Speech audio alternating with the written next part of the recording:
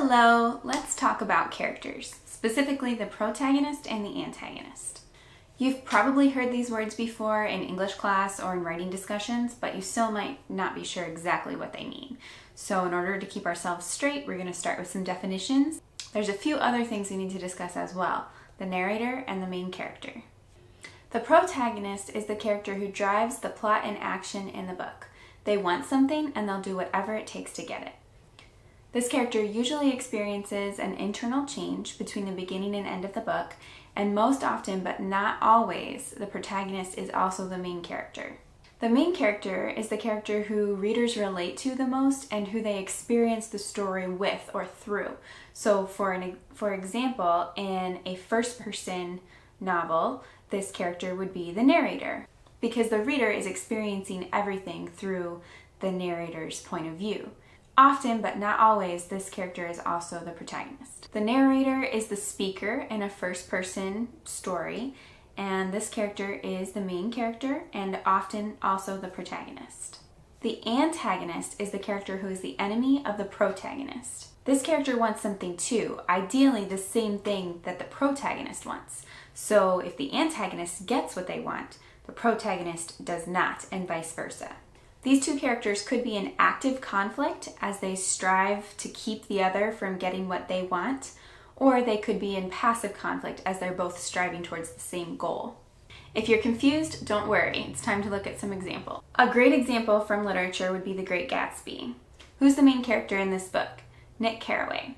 Nick is the first-person narrator of the novel, so the reader knows his internal thoughts and the way that he's experiencing the story as it unfolds.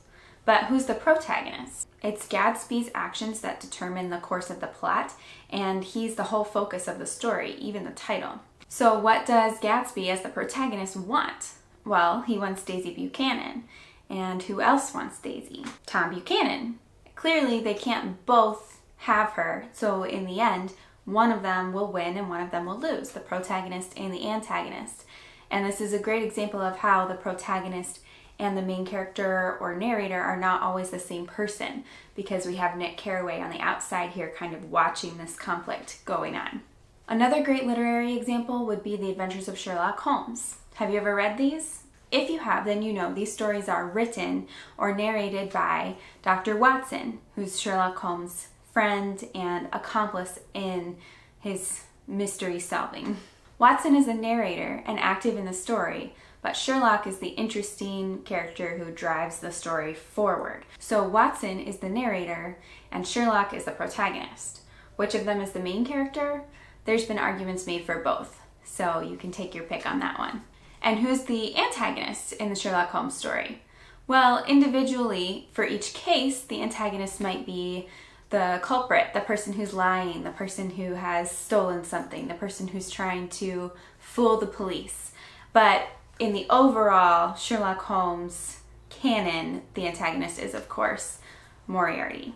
Now, these character types don't only appear in books. We could look at movies, television shows, plays, or any other form of storytelling to find these same character types.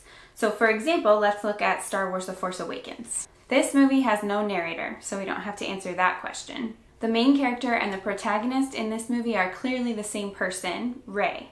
Why is that? Well, does Rey change from the beginning of the movie to the end? Yes.